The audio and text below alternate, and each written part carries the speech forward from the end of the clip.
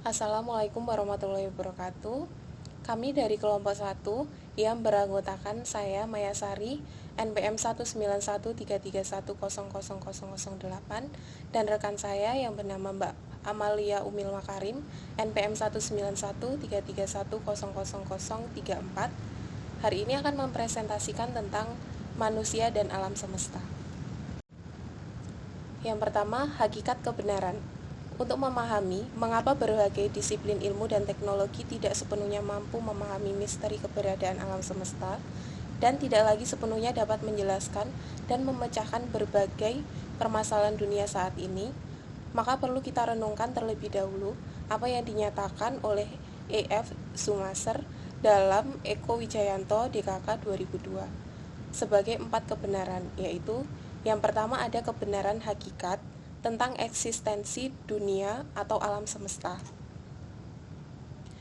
Itu menyangkut kebenaran tentang adanya 4 tingkat eksistensi dunia, yaitu benda, tumbuh-tumbuhan, hewan, dan manusia. Nah, yang membedakannya adalah unsur kesadaran yang dimiliki oleh keempat kelompok eksistensi tersebut. Yang kedua yaitu kebenaran tentang alat atau tools yang dipakai untuk memahami dunia. Kebenaran tentang alat maksudnya adalah ketepatan penggunaan alat atau tools yang dipakai untuk memahami keempat tingkat eksistensi tersebut. Di sini hendaknya diterapkan asas ketepatan atau adaiguito. Ada kecenderungan bahwa para ilmuwan hanya mengakui pendekatan ilmiah atau pendekatan rasional sebagai pendekatan tunggal untuk memahami eksistensi alam semesta. Yang ketiga yaitu kebenaran tentang cara belajar dunia. Kebenaran tentang cara belajar yang menyangkut dunia akan berbeda untuk 4 bidang pengetahuan. Yang pertama, saya batin, yang kedua, saya lahiriah, yang ketiga, dunia batin, dan yang keempat, dunia lahiriah atau material. Untuk yang keempat, yang dimaksud dengan hidup di dunia. Dalam kebenaran tentang hidup di dunia, dijumpai 2 corak masalah, yaitu masalah konvergen atau bertitik temu, yaitu sesuatu yang dapat dipecahkan secara menyeluruh.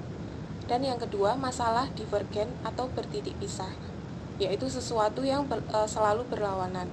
Nah, kedua masalah ini tentu tidak dapat dipecahkan dengan cara yang sama. Intinya adalah bahwa ada berbagai tingkat eksistensi alam dan tingkat eksistensi kesadaran.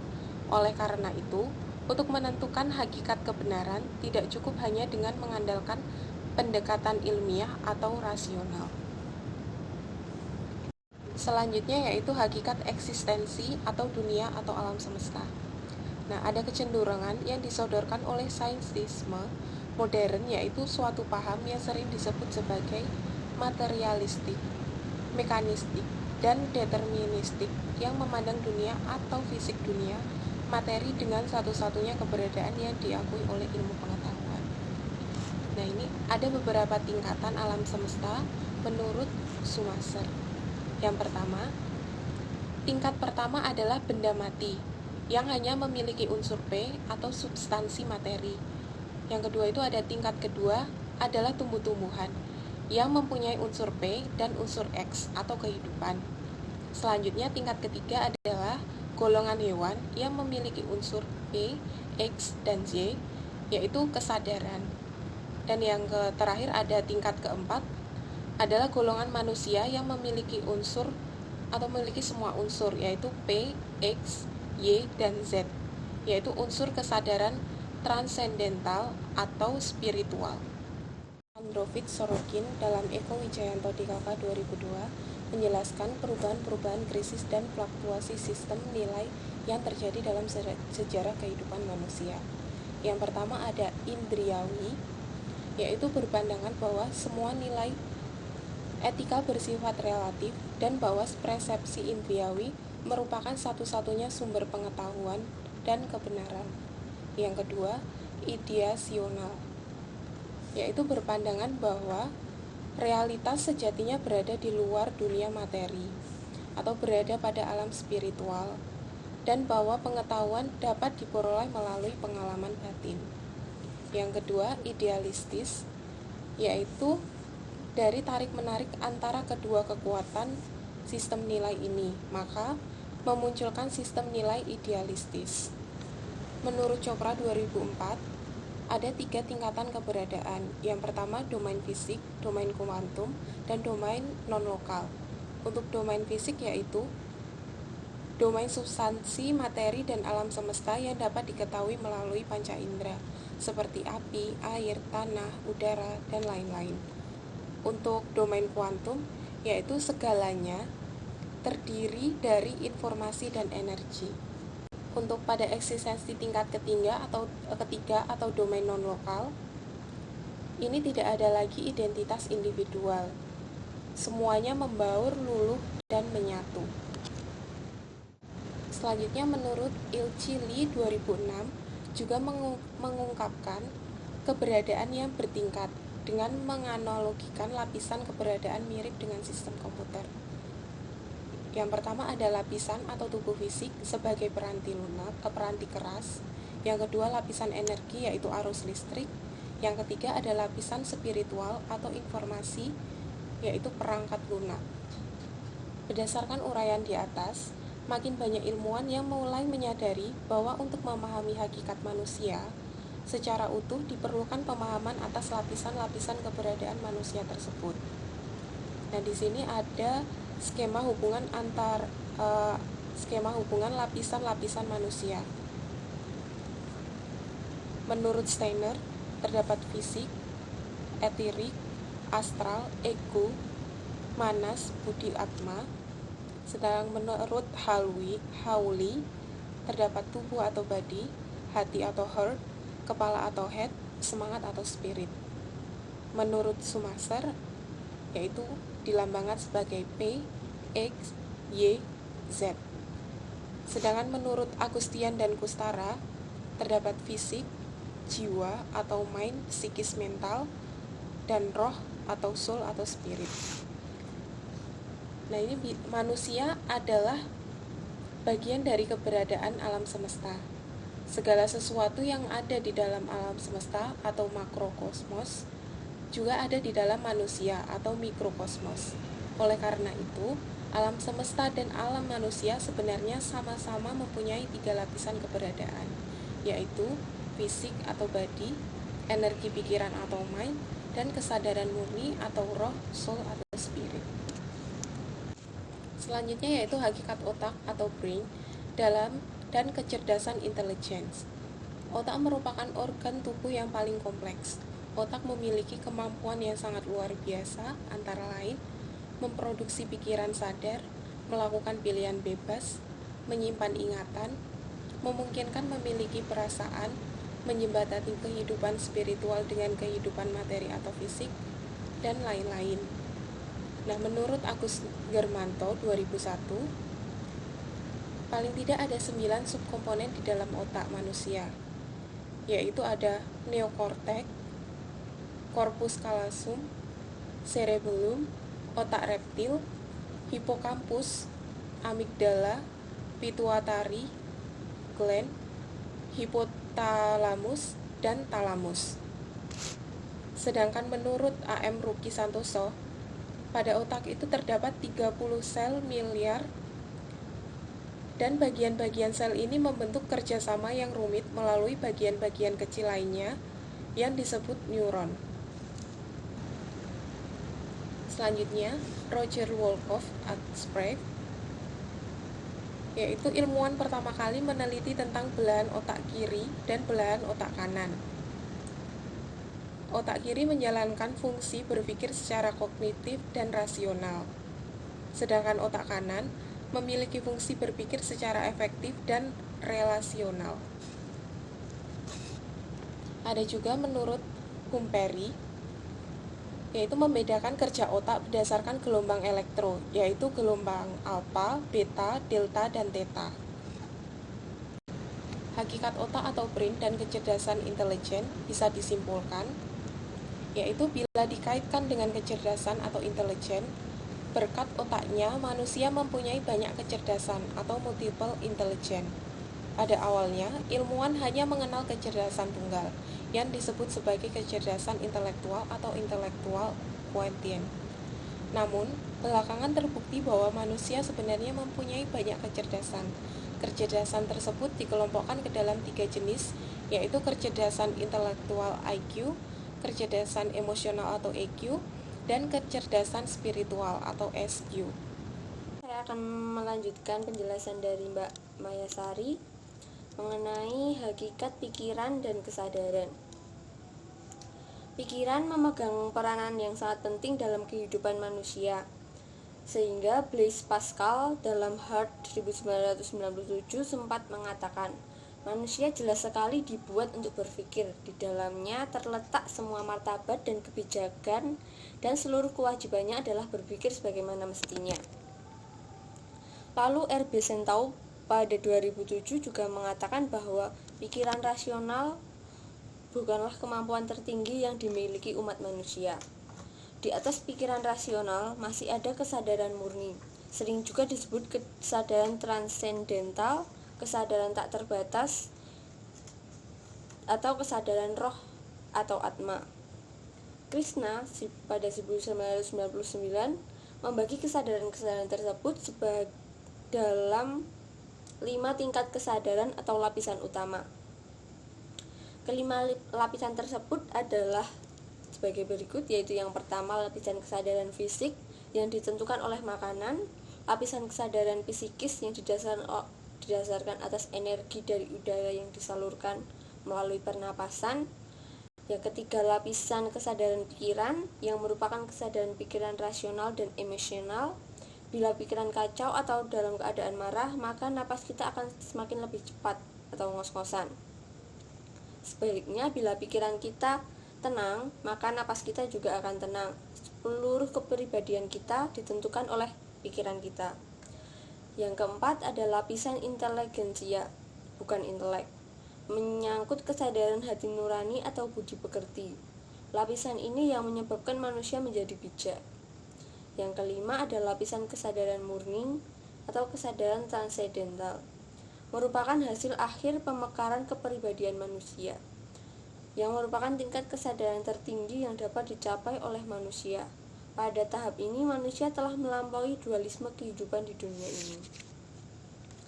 Kesimpulan dari hakikat pikiran dan kesadaran yaitu manusia telah memiliki kesadaran mental atau emosional yang telah berkembang sementara hewan belum memilikinya.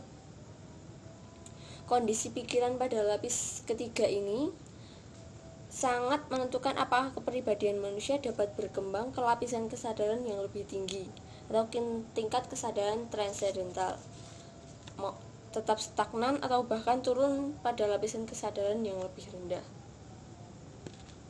Tujuan dan makna kehidupan. Banyak orang akan setuju bahwa tujuan hidup dari manusia adalah untuk memperoleh kebahagiaan. Kita lihat pada tabel yang sudah ditunjukkan, itu ada golongan manusia berdasarkan tingkat kesadarannya yang dikutip berdasarkan pendapat Sutrisna pada 2007 yang membedakan tingkat kesadaran manusia kepada 3 golongan, yaitu kesadaran hewani, kesadaran manusia, dan kesadaran Tuhan. Tujuan hidup bagi kesadaran hewani yaitu kenikmatan duniawi, kekayaan, kekuasaan atau jabatan, dan kenikmatan fisik sebagai tujuan hidup. Lalu pada kesadaran manusia, tujuan hidupnya yaitu keseimbangan antara kenikmatan duniawi dan rohani. Pada kesadaran Tuhan, tujuan hidupnya yaitu kenikmatan rohani, kekayaan hanya alat untuk menyempurnakan tingkat kesadaran rohani mereka. Tingkat ego dari kesadaran hewani yaitu akan sangat tinggi egonya. Untuk kesadaran manusia, tingkat egonya sedang, dan kesadaran Tuhan, tingkat egonya rendah atau tidak memiliki ego. Karakter dari kesadaran hewani ini buruk sangka, selalu berpikiran negatif, tinggi hati atau sombong, kikir, munafik, pemarah, bekerja dengan pamrih, tidak percaya atau tidak ingat kepada Tuhan. Karakter pada kesadaran manusia yaitu bergerak di sekitar dua sifat ekstrem tergantung tingkat kesadarannya. Ada yang baik dan ada yang buruk. Untuk kesadaran Tuhan, karakternya ada selalu berbaik sangka atau berpikiran positif, rendah hati, dermawan, jujur, penyabar, bekerja secara tulus dan tanpa pamrih, lalu selalu pasrah dan menyerahkan diri kepada Tuhan. Ada alam semesta sebagai satu kesatuan sistem. Alam semesta beserta seluruh isinya sebenarnya merupakan satu kesatuan sistem. Menurut Jogianto pada 1988 menyebutkan bahwa setiap sistem mempunyai karakteristik atau ciri-ciri sebagai berikut. Yang pertama, mempunyai komponen-komponen. Yang kedua, ada batas suatu sistemnya. Yang ketiga, ada lingkungan luar sistem. Yang keempat, ada penghubung. Yang kelima, ada masukan atau input, proses, dan ada keluarannya. Dan yang keenam, ada sasaran atau tujuan. Inti dari pemahaman konsep sistem ini adalah bahwa setiap elemen, bagian, unsur, subsistem saling bekerja sama, saling mendukung, saling memerlukan, dan saling mempengaruhi satu dengan lainnya dalam kerangka mencapai tujuan sistem secara keseluruhan. Oleh karena itu, adanya gangguan pada satu elemen-elemen kecil apapun akan mengganggu atau berpengaruh pada pola interaksi dengan elemen-elemen lainnya. Pada akhirnya, tentu saja hal ini akan mempengaruhi pada pencapaian tujuan sistem secara keseluruhan. Manusia dan alam semesta merupakan satu kesatuan sistem yang tidak dapat dipisahkan. Perilaku umat manusia akan sangat menentukan nasib keberadaan bumi, alam semesta, beserta seluruh isinya. Spiritual dan etika. Banyak pakar etika yang membedakan antara etika dengan spiritualitas, padahal keduanya mempunyai hubungan yang sangat erat dan tidak dapat dipilah-pilah. Pemahaman tentang etika yang terpisah dari spiritualitas ini sangat keliru. Dengan pemisahan pemahaman seperti ini, bisa saja seseorang yang telah mempelajari teori-teori etika dan telah berkali-kali mengikuti pelatihan kode etik, tetapi belum menjamin bahwa perilakunya bersifat etis selama kecerdasan spiritualnya masih rendah. Sebaliknya, orang yang mempunyai kecerdasan spiritual atau SQ-nya tinggi sudah pasti mempunyai perilaku etis yang tinggi pula. Selanjutnya, kita akan membahas mengenai kasus. Di sini kita mencantumkan mengenai jurnal analisis kerugian ekonomi pada lahan gambut di Kecamatan Pusako dan Kecamatan Dayun, Kabupaten Siak, Provinsi Riau. Untuk linknya sudah dicantumkan. Yang pertama, mengenai analisis kasus.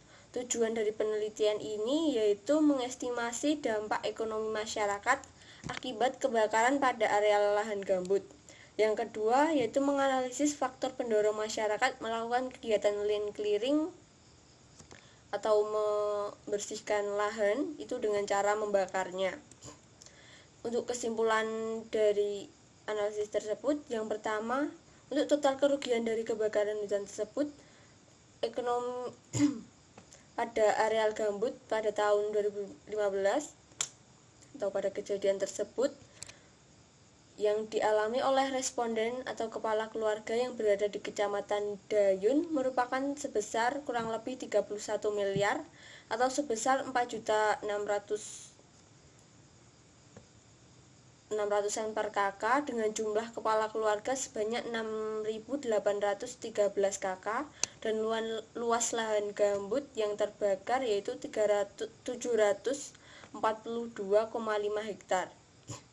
Total kerugian ekonomi di Kecamatan Pusako sebesar kurang lebih 4,3 miliar rupiah atau sebesar 2.392.584 per kakak dengan jumlah kepala keluarga 1.810 kakak dan luas lahan gambut yang terbakar 199,5 hektar. Nilai kerugian ekonomi ini akan semakin besar apabila luas lahan gambut yang terbakar semakin besar juga setiap tahunnya. Kesimpulan yang kedua, faktor yang mendorong masyarakat untuk melakukan kegiatan pembukaan lahan dengan cara membakar, diantaranya pengaruh dari faktor ekonomi dan faktor sosial. Faktor ekonomi yang dominan adalah biaya yang murah dan waktu pembukaan lahan yang cepat dengan cara membakar tersebut. Sedangkan faktor sosial yang dominan adalah jenis pekerjaan masyarakat yang didominasi pada sektor perkebunan kelapa sawit. Kemudian pengaruh dari konflik antar pelaku, baik sesama masyarakat dengan perusahaan maupun masyarakat dengan penegak hukum. Saran yang bisa diberikan dari kasus tersebut, mengingat dampak dan kerugian yang ditimbulkan akibat kebakaran pada areal lahan gambut, diperlukan upaya untuk penegakan hukum dan bentuk kegiatan sosial yang dapat mengubah perilaku hingga pola pikir masyarakat untuk melestarikan lingkungan agar tidak membuka lahan dengan cara membakar. Karena hal tersebut juga akan menyusahkan masyarakat juga pada akhirnya. Dibutuhkan peran aktif dari masyarakat, pemerintah hingga pihak swasta untuk mewujudkan upaya-upaya tersebut. Melalui yang pertama, pembentukan sistem atau kebijakan berupa insentif dan disinsentif bagi masyarakat dalam kegiatan pembukaan lahan menggunakan api, sehingga dapat membuat masyarakat tidak melakukan kegiatan pembakaran lahan dan ikut serta dalam menjaga dan mengawasi agar tidak terjadi kebakaran hutan pada lahan. Yang kedua, perlu memperkuat kelembagaan lokal dalam hal pengawasan, pemadaman, hingga manajemen api untuk mengurangi dampak kebakaran hutan dan lahan. Yang ketiga, perlu penyuluhan dan pendidikan lingkungan akan pentingnya menjaga lahan gambut serta manfaat apa saja yang dapat diperoleh dari lahan gambut. Yang keempat, adanya koordinasi dan kerjasama yang berkesinambungan antara multi pihak yang berkepentingan terhadap pencegahan kebakaran lahan gambut. Yang kelima, perlunya inovasi dan teknologi agar lahan gambut tidak hanya dimanfaatkan untuk ditanami kelapa sawit saja, tetapi dapat ditanami jenis tanaman lain dan secara ekonomi menguntungkan bagi masyarakat. Sekian presentasi dari kelompok kami, kurang lebihnya kami ucapkan mohon maaf. Terima kasih.